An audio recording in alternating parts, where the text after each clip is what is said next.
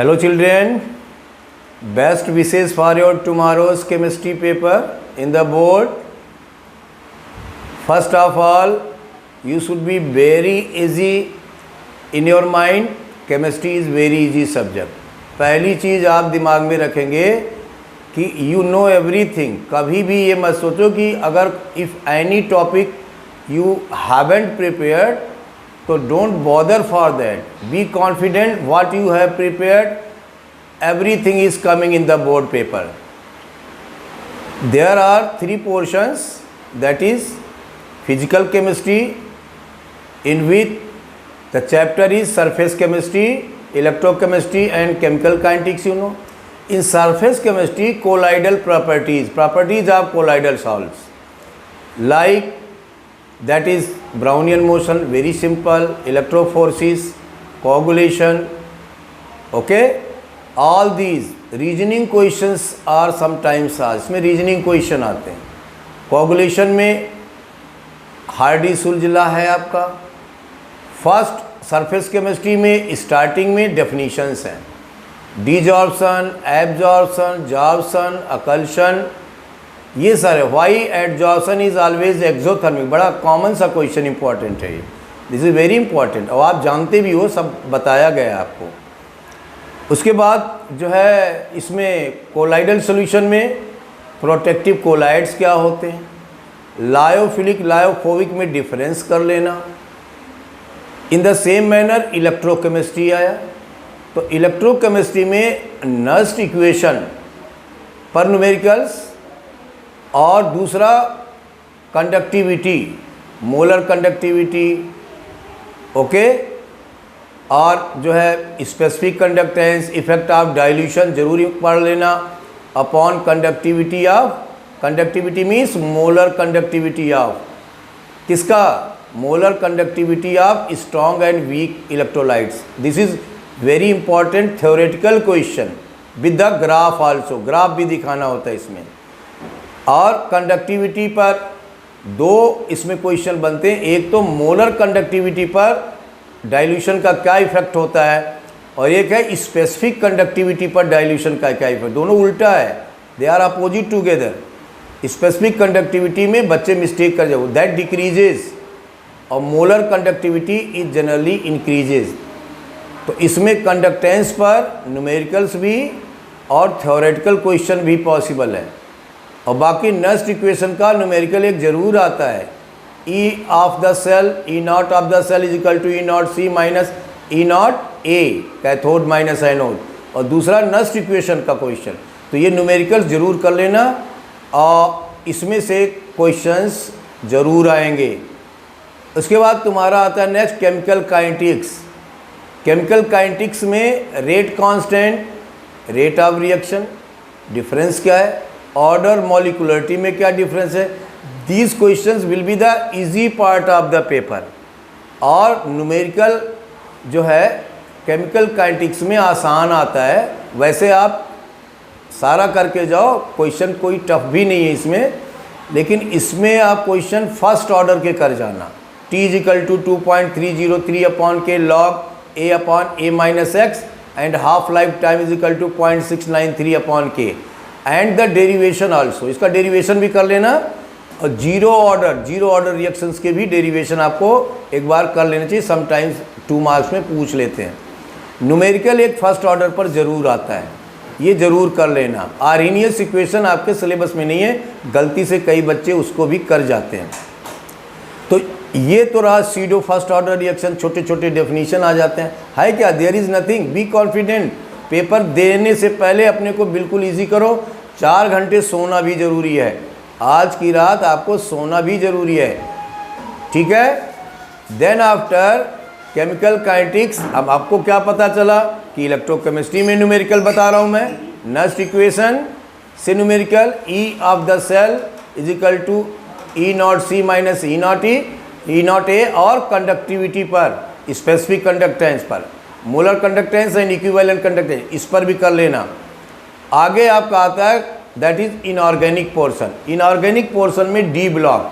मैं कह रहा हूँ कि डी ब्लॉक में आप जो प्रॉपर्टीज़ मैं बता रहा हूँ इसको करोगे तो इसमें से सर्टेनली पेपर खोलते ही आपको क्वेश्चन मिलेंगे।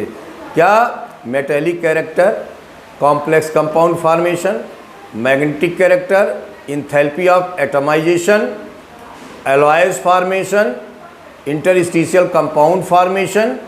ये जो प्रॉपर्टीज़ है 10-12, ionisation energy based on d block element transition में, और ट्रांजिशन एलिमेंट में which elements are known as transition में, which are not known as transition d block में।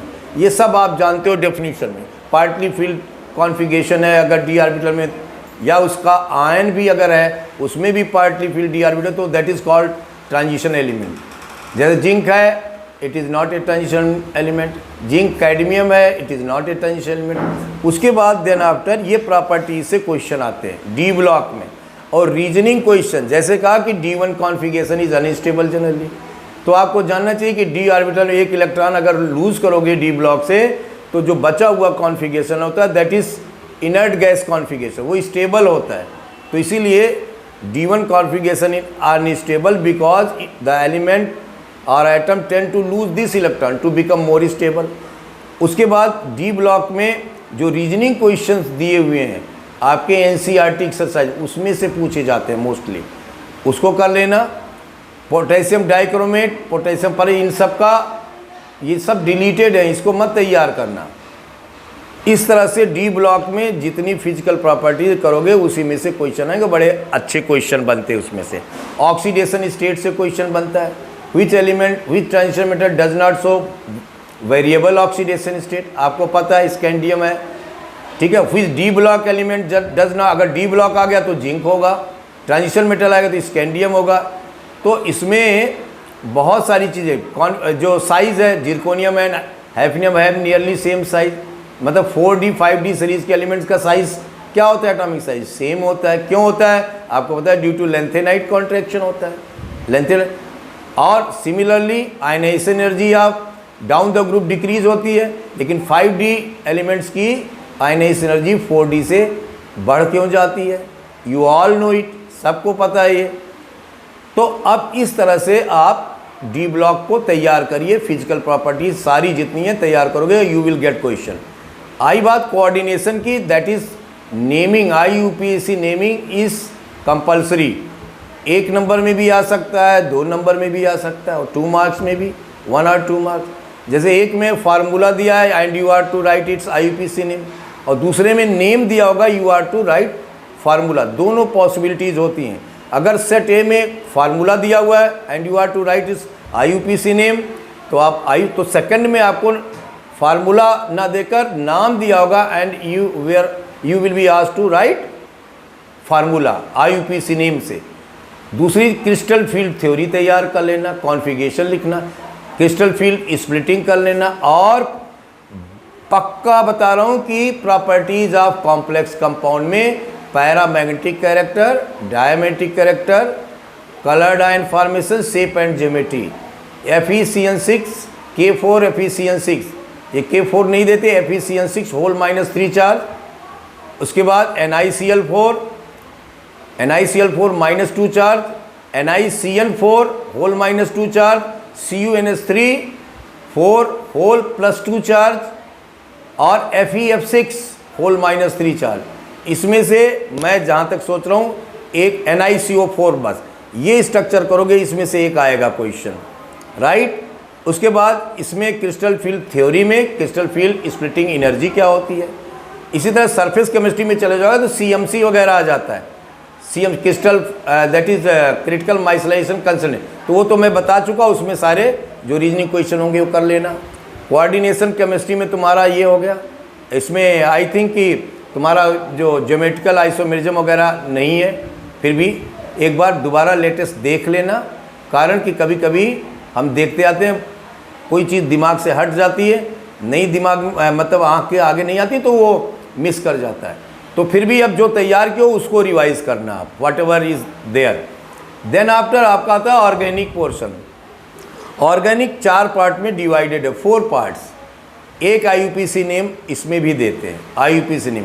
आपके 2 chapter, there are 2 chapter, aldehyde ketones and carboxylic acid. Second is nitrogenous compound, that is amines. अब there are reasoning questions here very important, that aldehydes are more reactive than ketones towards nucleophilic addition reaction, या दे दे formaldehyde is more reactive than acetaldehyde, acetaldehyde is more reactive than acetone. This is very important question. And next reasoning question, they are from acid, carboxylic acid. Alpha chloroacetic acid is more acidic than beta chloroacetic acid.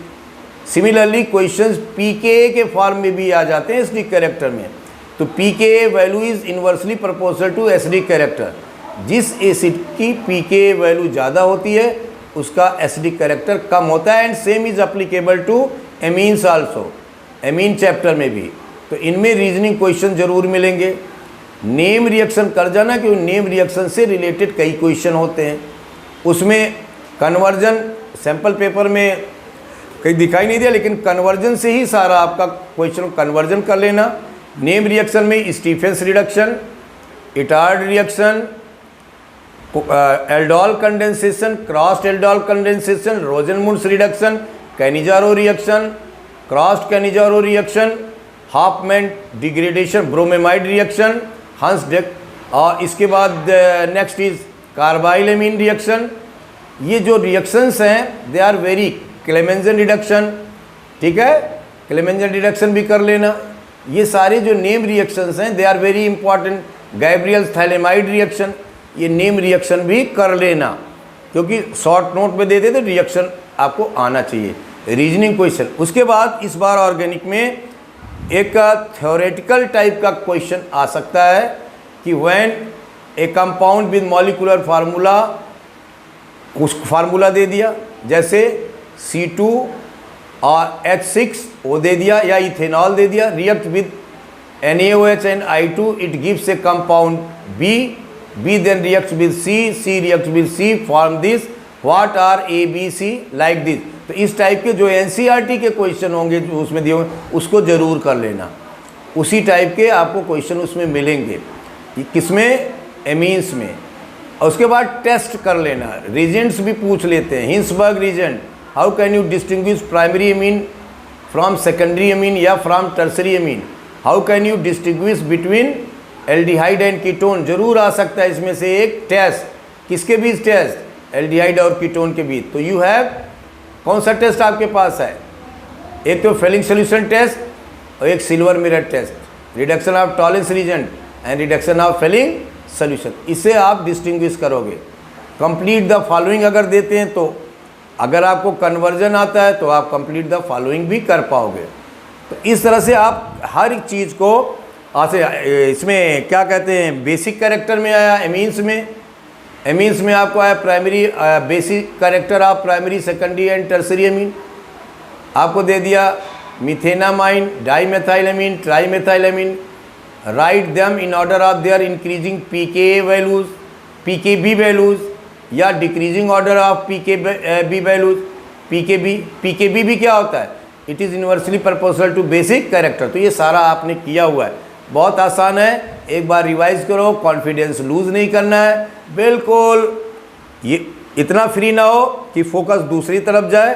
अपना easily अपने paper पर अपने जो syllabus है, जो topic है, mind में recall करो या तैयारी करिए. थोड़ी देर ऐसे बैठो, रिकॉल इन योर माइंड. उसके बाद अगर टाइम हो तो जल्दी जल्दी रफ पर फास्ट, बिल्कुल राइटिंग नहीं देखना है. ये कर जाओ जल्दी जल्दी करके. 4-5-7 घंटे मिल जाएंगे आज आपको. रात में सोना जरूर, 4 घंटे 5 घंटे नींद जरूरी है, नहीं तो कई चीज़ें भूल जाती है उस समय. तो हमें जो है, I expect best performance from you all. Burden नहीं रखना है माइंड पर, बर्डन बिल्कुल नहीं रखना कि हमें इतना नो. आप एक तरफ से यू स्टार्ट सॉल्विंग क्वेश्चन. जो आता जाए उसको टिक करते जाओ, जो छूटता जाए उसको keep it for last hours, last के लिए रखो उसे, और आराम से करते जाओ. सब पेपर बढ़िया होगा. जो लोग पढ़े हुए हैं उनका भी पेपर बढ़िया होगा. जो नहीं पढ़े हुए हैं, जितना पढ़े हुए हैं उसको करोगे तो भी तुम्हारा पेपर बढ़िया होगा. बिल्कुल माइंड को बिल्कुल कूल रखिए. ठीक है. तो again I B K Singh give best wishes to all 12th class children to show very bright performance, marvelous performance in chemistry. ये दिमाग में मत रखिएगा जाते समय, बेस्ट परफॉर्मेंस नहीं रखना है, बेस्ट करने की कोशिश करनी है आपको, ठीक है। कर्मण्येवाधिकारस्ते मा फलेषु कदाचन, कर्म करना हमारा राइट है, लेकिन जो फल देना है वो तो आपको नेचर फल देगा, आपका मेहनत फल देगा, भगवान फल देगा, उसका माता फल देगी। और देखिए मदर्स डे है, मम्मी को खूब खुश करके रखना, तो माँ का आशीर्वाद, झगड़ा मत करना घर में किसी से, मम्मी की सेवा भी कर देना, थोड़ा सा चाय वाय बना के पिला देना उन्हें, ठीक है। तो माँ का, बाप का आशीर्वाद, बड़ों का आशीर्वाद भी लगता है बहुत। कल जाना बिल्कुल, अगर कहीं पर तुम्हारा किसी बच्चे से नहीं पड़ता होगा तो साइड होकर अपना चले जाना, दूर दूर रहना, किसी कंपनी में नहीं रहना, बैड कंपनी में मत जाना, नहीं तो जो आता है वो भी भूल जाओगे। Keep alone, focus on your paper, keep your mind easy and try to do your best. Thank you, all the good wishes for you all. Thank you बच्चों।